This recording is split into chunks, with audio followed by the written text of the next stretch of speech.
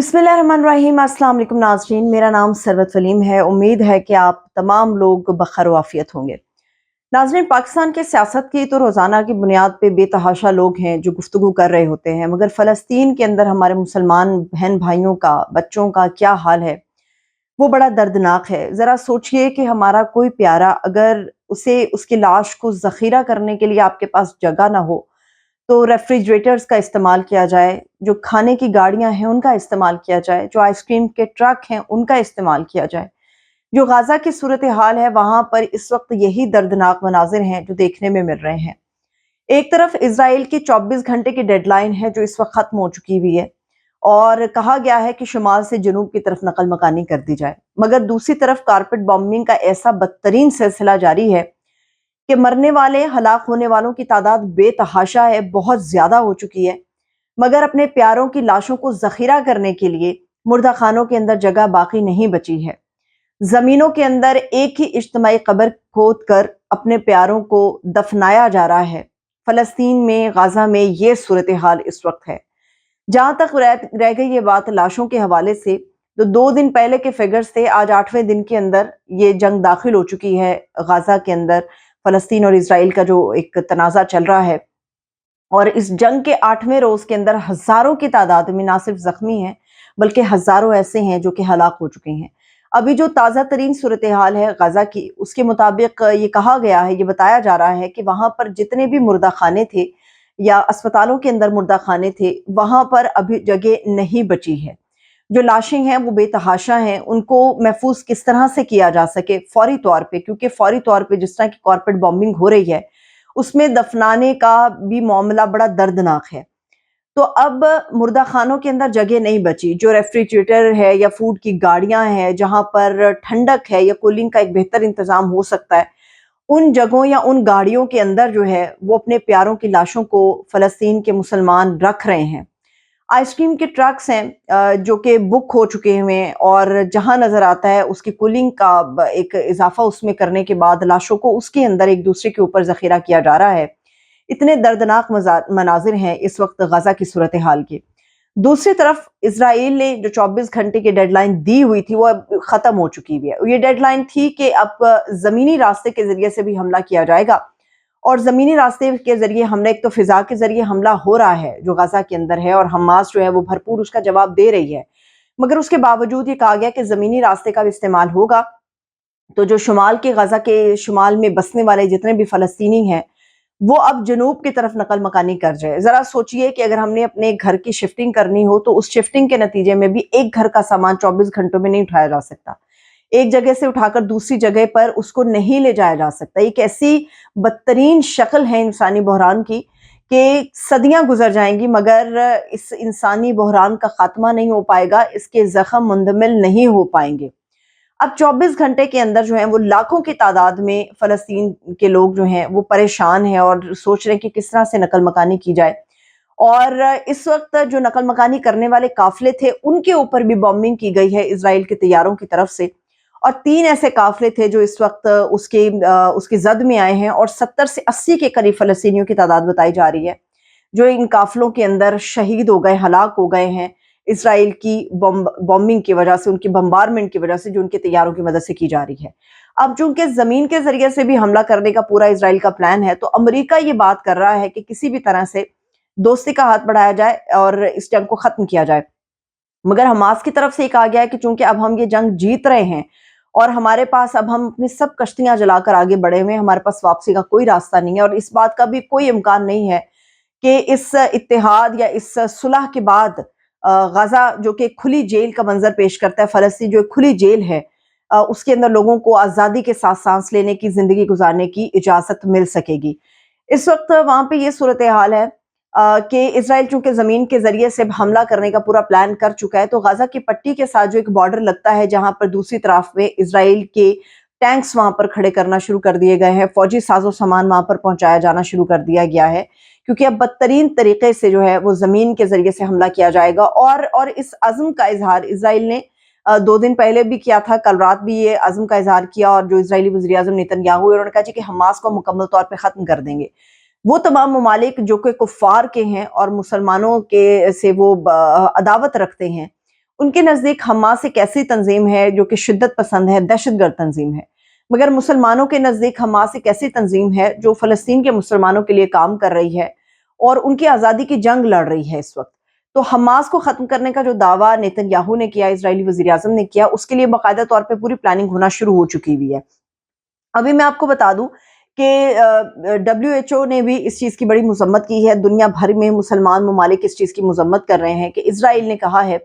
کہ جتنے بھی زخمی ہیں ان کو چھوڑ کے جو طبی عملہ ہے وہ بھی یہاں سے چلا جائے، اگر آپ زخمیوں کو لے کر موو کر سکتے ہیں تو آپ زخمیوں کے ساتھ چلے جائیں۔ یہ میں آپ کو شمالی غزہ کی بات بتا رہی ہوں جہاں پر اس وقت 22 بڑے اسپتال ہیں اور ان کے اندر بتایا جا رہا ہے کہ 2000 یا 2000 سے تھوڑے زیادہ ایسے مریض ہیں جو کہ موجود ہیں، جو کہ زخمی ہیں اس بمبارمنٹ کے نتیجے میں اور وہ نقل مکانی نہیں کر سکتے ہیں۔ مگر اب اسرائیل نے یہ دھمکی دی ہے کہ یا تو آپ مریضوں کو ساتھ لے جائیں ورنہ آپ مریضوں کو چھوڑ کے جو طبی عملہ ہے وہ یہاں سے چلا جائے۔ 2000 سے زیادہ مریض جو کہ اس وقت زخموں سے چور ہیں، ان کو چھوڑ کر جانے کے لیے تیار نہیں ہے وہاں کا طبی عملہ، اور دنیا بھر میں اس بات کی مذمت ہو رہی ہے کہ کس طرح سے زخمیوں کے اوپر اسرائیل بمبارمنٹ کر سکتا ہے۔ 22 بڑے اسپتال ہیں جن کے اندر ہزاروں کی تعداد میں یہ مریض موجود ہیں، اور یہ ایسے مریض ہیں جو بمبارمنٹ کی شکل میں زخمی ہوئے اور وہ اب حرکت نہیں کر سکتے، وہ کہیں دور نہیں جا سکتے۔ جتنی بھی ایمبولینسیں جا رہی تھی، ابھی میں نے پچھلے ولاگ میں آپ لوگوں کے ساتھ یہ انفارمیشن شیئر کی تھی کہ 20 قریب ایمبولینسیں ہیں جن کو غزہ کے اندر نشانہ بنایا گیا ہے۔ آج کی جو صورتحال ہے وہ اس سے زیادہ فگر اب بڑھ چکا ہوا ہے، اور ایمبولینسوں کو نشانہ بنایا جا رہا ہے، نقل مکانی کرنے والے قافلوں کو نشانہ بنایا جا رہا ہے، مریضوں کے اوپر اٹیکس ہو رہے ہیں، طبی عملے کے اوپر اٹیکس ہو رہے ہیں، اسپتالوں کے اوپر اٹیکس ہو رہے ہیں، پریس جو ہے ان کے اوپر اٹیکس ہو رہے ہیں، میڈیا کے دفاتر کے اوپر اٹیکس ہو رہے ہیں،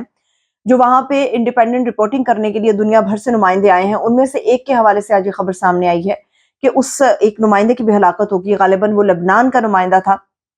جس کی ہلاکت ہوئی ہے وہاں پر۔ اور اسرائیل جو ہے وہ پاگل ہو گیا ہے، وہ اپنی اس جنگ کی ہزیمت یہ جو اس نے اٹھائی ہے کہ اس کے اوپر اچانک حملہ ہوا، اس ہزیمت سے بچنے کے لیے اسرائیل اس وقت ایک پاگل کی شکل اختیار کر گیا، ایک ایسا پاگل جو راکھ کا ڈھیر بنا دینا چاہتا ہے۔ لاکھوں کی تعداد میں فلسطینی ہیں اور غزہ کی پٹی کے اندر 23 لاکھ مسلمان ہیں جو بستے ہیں، اور ان کو ختم کرنے کا جو پلان اسرائیل نے بنایا ہے اس کے ذریعے اب ہر طرح کا راستہ اور ہر طرح کا محاذ جو ہے وہ کھولنے کی کوشش کی جا رہی ہے۔ یہ آج کی ساری صورتحال ہے جو کہ دل دہلا دیتی ہے کہ اس وقت غزہ کی صورتحال کیا ہے، اسرائیل کیا کر رہا ہے مسلمانوں کے ساتھ۔ اور اسی صورتحال کو سامنے رکھتے ہوئے نہ صرف دنیا بھر کے مسلمانوں نے یہ فیصلہ کیا ہے بلکہ پاکستان کے اندر بھی اس کے اوپر عمل درآمد شروع ہو گیا ہے کہ جو ایک میک ڈونلڈ برانڈ ہے اسرائیل کا، اس کے خلاف مہم شروع ہو چکی ہے کہ اس کا بائیکاٹ کیا جائے۔ بہت سارے لوگ جو اس وقت مجھے سن رہے ہیں ان کو یقینی طور پہ یاد ہوگا کافی سال پہلے بھی جب اسرائیل نے چڑھائی کی تھی فلسطین پہ، غزہ کی پٹی پہ، تو اس وقت بھی بڑی تیزی کے ساتھ یہ مہم آگے بڑھی تھی کہ میک ڈونلڈ کا جو ہے وہ بائیکاٹ ہونا چاہیے، کیونکہ دنیا بھر کا جو پیسہ ہے وہ اکاؤنٹس کی مد میں وہیں پر جاتا ہے جہاں پہ اس کا ایک ہیڈ آفس ہے، جہاں پہ اس کی ایک برانچ موجود ہے، ہیڈ آفس کے اندر جاتا ہے۔ اور یہ جو ریونیو جنریٹ ہوتا ہے کسی بھی ملک کی، ہم بات کر لیتے ہیں، یہ صرف اسرائیل کی بات نہیں، کسی بھی ملک کے اندر جو ریونیو جنریٹ ہو رہا ہوتا ہے تو اس کا خاطر خواہ حصہ جو ہے وہ اس ملک کے تعمیر و ترقی کے لیے استعمال ہو رہا ہوتا ہے، وہ ٹیکسز کی مد میں جا رہا ہوتا ہے یا دوسرے بہت سارے پیمانوں کی مد میں وہ جا رہا ہوتا ہے۔ تو اس لیے دنیا بھر کے مسلمانوں نے اس وقت میک ڈونلڈ کا بائیکاٹ کر رکھا ہے، اور پاکستان کے اندر بھی بڑی زور و شور کے ساتھ یہ مہم چل رہی ہے۔ وہ تمام مسلمان جو اس وقت دعائیں کر رہے ہیں اللہ کے حضور اپنے فلسطین کے مسلمانوں کے لیے،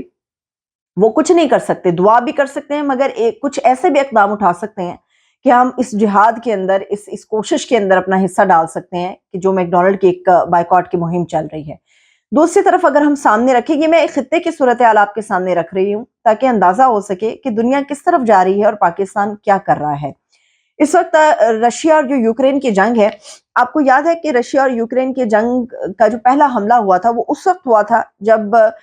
سابق وزیر اعظم اس ملک کے پاکستان تحریک انصاف کے چیئرمین عمران خان رشیا کے دورے پر گئے تھے، اور باقاعدہ ایک مشاورت کے بعد انہوں نے یہ قدم اٹھایا تھا کہ وہ رشیا کے دورے پر گئے تھے۔ جس وقت ان کی وہاں پر رشین پریزیڈنٹ پیوٹن سے ملاقات ہو رہی تھی، اسی دوران پہلا حملہ یوکرین کے اوپر ہوا تھا، اور یوکرین اور رشیا کی جنگ کے نتیجے میں جو خطے میں بحران پیدا ہوا تھا اس نے پوری دنیا کو اپنی لپیٹ میں لیا تھا۔ اس وقت رشیا اور یوکرین کی جو جنگ ہے، آج اس کو تقریباً 600 دن پورے ہو گئے، 599 دن آج اس کو ہو گئے ہیں، اور چند گھنٹوں کے بعد 600 دن پورے ہو جائیں گے رشیا اور یوکرین کی جنگ کو۔ اور یہ جنگیں شروع ہو جانا بڑی آسان ہے مگر ان کو ختم نہیں کیا جا سکتا کیونکہ یہ بڑی تیزی کے ساتھ پھیلتی ہیں۔ रशिया और यूक्रेन के जंग में जो खिता पूरा मुतासिर हुआ था, फ़लस्तीन और इज़राइल के दरमियान ये जो जंग शुरू हुई है, उसके नतीजे में आस-पास के जितने भी कंट्रीज़ हैं, ममालिक हैं, वो भी इसकी ज़द में आ गए। मिस्र इसमें शामिल हो गया, ईरान शामिल हो गया, लेबनान इसमें शामिल हो गया, लीबिया इसमें शामिल हो गया। सऊदी अरब चाहते ना चाहते वो भी इस जंग के अंदर शामिल हो गया है। अमेरिका इस जंग के अंदर हमें नज़र आ रहा है, रशिया हमें इस जंग के अंदर घुसता हुआ नज़र आ रहा है।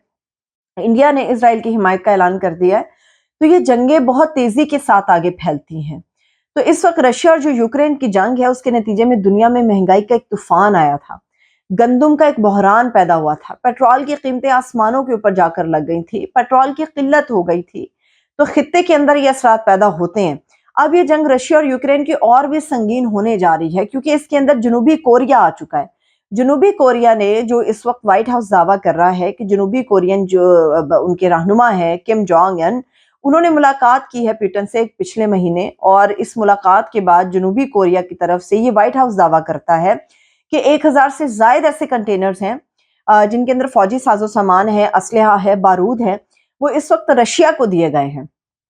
और इसके बदले में रशिया से जदीद हथियार और जदीद टेक्नोलॉजी जो है वो जनूबी कोरिया लेगा। ऐसी सूरत में दुनिया में बड़ी तेज़ी के साथ हालात तब्दील हो रहे हैं। मगर हम पाकिस्तान की बात करें, तो पाकिस्तान हमें सिर्फ़ अपने अंदरूनी खलफिशार के अंदर मगन नज़र आता है। पाकिस्तान के अंदर सिर्फ़ ये बहस चलती है कि रोटी कितनी महँगी करनी है, और दुनिया के साथ ताल्लुकात को लेके हमने कैसे आगे बढ़ना है, ये हम नहीं बात करते। हमें सिर्फ़ ये फ़र्क है कि किसी को किस तरह से इंतकाम का निशाना बनाना है, किसी को किस तरह से हमने ढील देनी है, किस तरह से अवाम को इलेक्शन के प्रोसेस से दूर रखना है, और इलेक्शन कमीशन अपना काम किस तरह से कर रहा है। हमारी रोज़ाना की बुनियाद पे होने वाली बहसें सिर्फ़ इतनी हैं, इसीलिए हम थर्ड वर्ल्ड कंट्रीज़ के अंदर शुमार होते हैं। मगर दुनिया में या खित्ते में कितनी तेज़ी से तब्दीलियाँ वाक़या हो रही हैं, मईशत को कितनी तेज़ी से पूरी दुनिया तब्दील कर रही है, पाकिस्तान उसमें हमें इंटरेस्ट लेता हुआ नज़र नहीं आ रहा, या हमारी तरजीहात के अंदर वो चीज़ हमें शामिल होती हुई नज़र नहीं आती। तो हमें ये सोचना होगा कि मुसलमानों को यकजा होना होगा, और अगर मुसलमान एक मुट्ठी की हैसियत इख्तियार करेंगे तभी मुमकिन है इस दुनिया में सर्वाइवल करना, वरना अलग-अलग जो भी मुल्क एक वक़्त नज़र आएगा वो उसके लिए सर्वाइवल नाकाबिले यकीन हद तक नामुमकिन हो जाएगा। तो इस चीज़ को हमें देखना चाहिए। और जहाँ तक गज़ा के मुसलमानों, फ़लस्तीन के मुसलमानों और इज़राइल का मामला है, तो दुनिया भर में जहाँ मुसलमान अपना रोल प्ले कर रहे हैं, पाकिस्तान के मुसलमानों को भी अब ज़रूरी नहीं है कि आप भी जंगी महाज पर जाकर खड़े हो जाएँ, मगर ये भी किसी महाज से कम नहीं है कि उन चीज़ों का बायकॉट किया जाए जिसकी वजह से इज़राइल का एक रेवेन्यू जनरेट होता है, और उसी रेवेन्यू या उसी टैक्स मनी की वजह से उनके खजाने में जो पैसा जाता है वो उनके हथियारों के लिए इस्तेमाल होता है, और ये हथियार हमारे मुसलमान बहन भाइयों के ऊपर इस्तेमाल होते हैं। ये हमारे लिए बड़ी सोचने की बात है, और इसके ऊपर हमें अमल करना चाहिए। अपने घर बैठ के हम गज़ा के मुसलमानों के लिए दुआ के साथ-साथ उनकी कुछ मदद कर सकते हैं, उन चीज़ों का बायकॉट करके जो हमारे हक के लिए है और जो हमारे हाथ में है, जो मुमकिन हो सकता है। मुझे इजाज़त है, अपना ख्याल रखिए। खुदा हाफ़िज़।